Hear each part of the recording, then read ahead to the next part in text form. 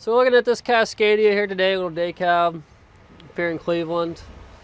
Frame and everything looks nice on this, and there's a reason why, and there's a dead giveaway right here. You can tell on the oil filter where they oversprayed and got spray paint. So this, you know, a lot of guys think, oh, it's never been in rust or salt, so it don't have any rust on it. But this frame's been painted, and a lot of times you can see right there on the, usually they hit the filters for some reason, so that's just kind of something to look at. This truck also, it has a lot of rust on it. The back shocks back there, which you might have saw in the other clips or will see, are rusted clean through up here on the upper sleeves, and that one's got quite a bit of scale on it too, but they rusted over. Another thing right there on the suspension, there's supposed to be a rubber stop on here where if it hits the frame, and that's missing. But yeah, just a lot of stuff to look at on these trucks, especially fleet trucks like this. So, but definitely been out in the rain. There's salt and rust. So, all right, it appears down in there. If you look underneath, where my flashlight is, underneath the air compressor here, see it's wet down there on the block. That's most likely that front gear housing cover, which if you go to Cummins, it's about a $7,000 or $8,000 job to replace that $75 gasket.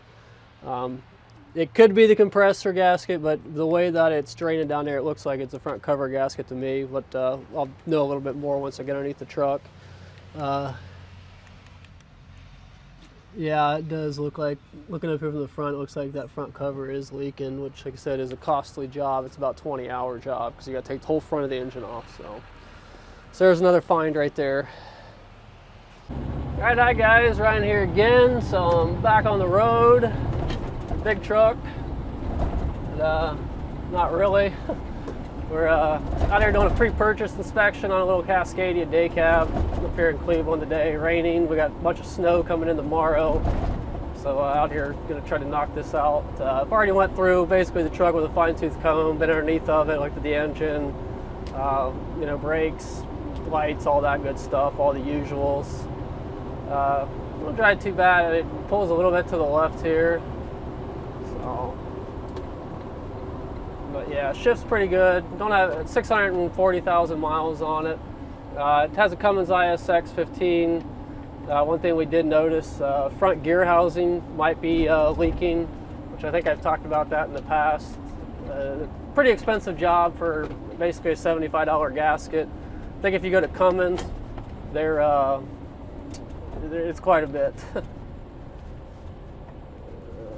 So I mean, usually, last guy I talked to, I had one done at Cummins. It was like $7,000 or $8,000. Time it was done with. I've done a couple of them, and I'm usually in about $2,500 to $3,000. It's about a 20-hour job, so you know, that could be an issue. Like I said, it's not looking terribly now, but it's obviously it's not going to get better.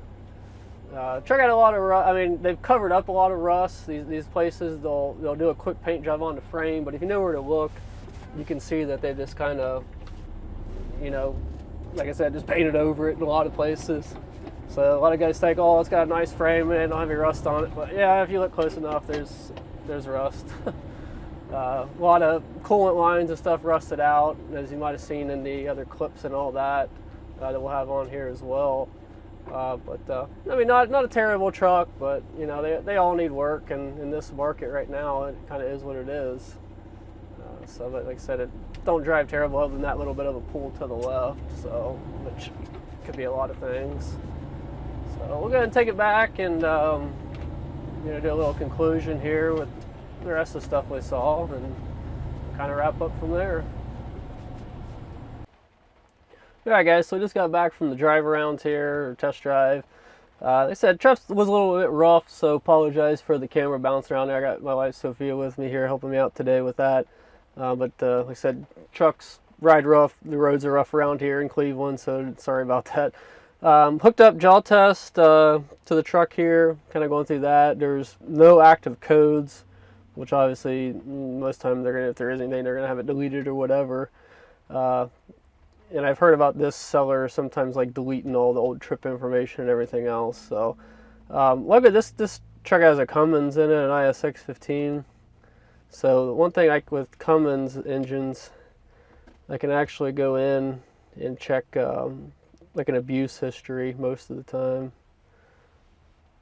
So they got a password on ECM, so I can't change anything. So typical with some fleet trucks, they do that, so a driver can't pull in to wherever and have the speed set up and all that. Maintenance, cancel.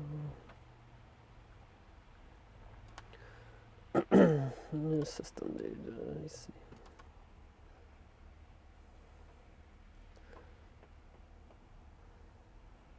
So like I said, I'm just going through here and checking everything, you know, 1,500 foot-pound, 450 horsepower. This is probably, I think this is a multi-torque engine. So, well, that looks good. Go back.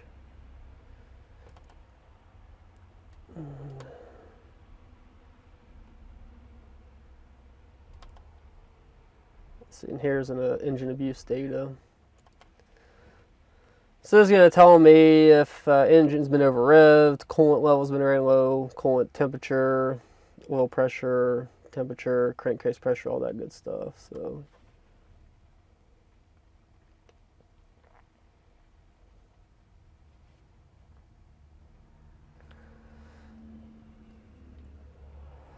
it looks like it's never been over revved. Coolant level doesn't show anything low. Looks like coolant temp has been in the 220 to 230 range for a couple seconds. Here. Intake temperature. So it just tells, it would give you, there's different severities up here. So mild, moderate, high severity. And then it would give you the time that it's actually been in that state. Which, engine oil pressure, so mild would be down to like 12 to 8 psi. So this one has like 17 hours where it's been that low. It's got an hour or a little under 2 minutes where it's been 8 to 5 psi. Then 6 minutes and 32 seconds where it's been less than 5 psi, which that's not really abnormal, I guess. That could be, you know, when you're after you've done a service, you could have a little oil pressure initially starting off while the engine's starting back up, I guess is a possibility. So I mean that doesn't really concern me at this time. So total engine hours is 15,081. So and this truck had 640,000 miles roughly, I believe. So that's not too terrible. So they've probably got an idle shut off on it to shut it down, given the, like I said, the company that's selling the truck being a company or fleet truck. So we'll get out of here. So that all looks halfway decent. There's been no codes. I can look at the after treatment data record. So this is going to give me the last 10 regions.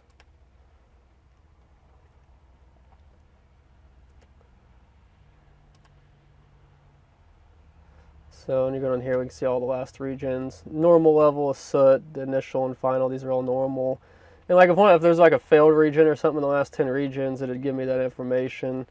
Gives me all the temperatures and everything. So that's, these two were a little bit low for some reason. Kind of low temps. But nothing really. Differential pressure, I don't know, it was pretty low. These two were pretty low for some reason. That's probably why they were kind of low temp regions for the most part. But everything's kind of doing what it's supposed to be doing, other than these two were a little bit low temp for some reason, but the differential pressures were kind of low. So that's all stuff I like to look at, because I like to see, you know, something ain't, you know, emissions is a big factor with these trucks. That's why a lot of guys are getting away from them.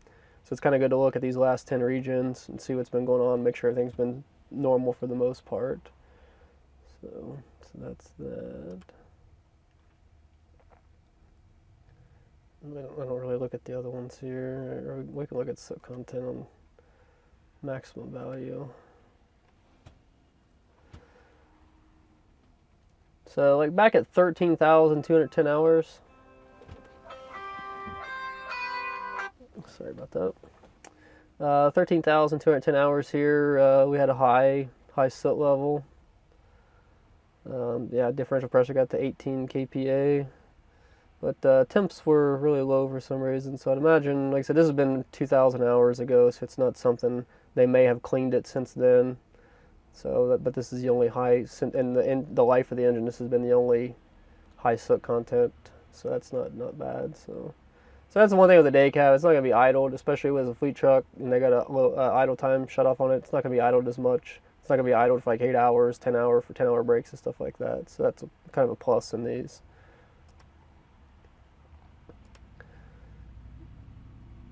And we'll look at the efficiency record.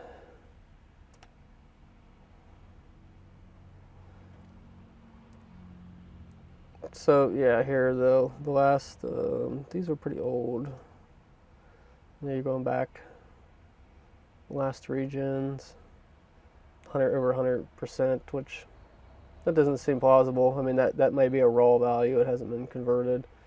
But yeah, so I mean, you're not seeing. I mean, if you're seeing something under 70%, then that's when you be concerned that you're going to need some DPF SCR work done. Now, I'm surprised they didn't clear this, because that can be done. But it's nice they didn't.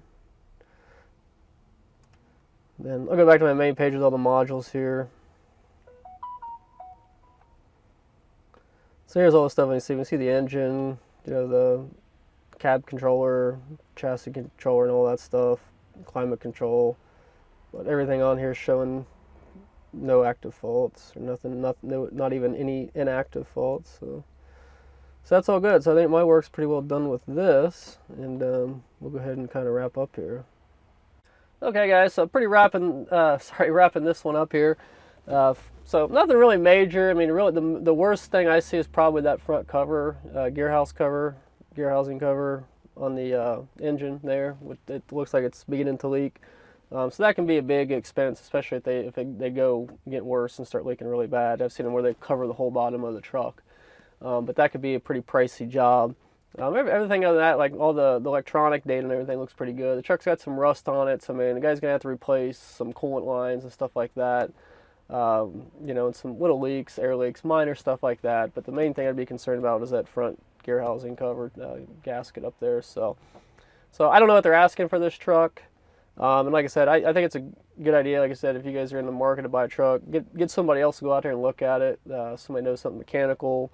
From a mechanical aspect, and somebody that's neutral, because like I said, I don't care if they sell this truck, I don't care if this guy buys this truck, either way, I'm just telling, you know, the buyer, he's paying me, you know, just giving him my honest opinion about it with no feelings or emotion or anything else.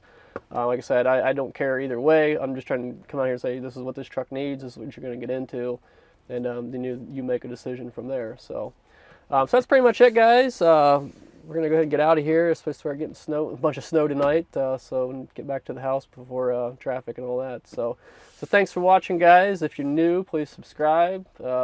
You know, hit the bell for the updates and all that. And as always, thumbs up if you like the video. Stay tuned for more. Putting more stuff out like this late in the future. And, you know, we're always putting stuff out. So try to put stuff out there that helps you guys out. Saves you money, saves you time, and a lot of heartache. So again, thanks for watching, guys. Thanks for all the support and stuff. And we'll see you next time.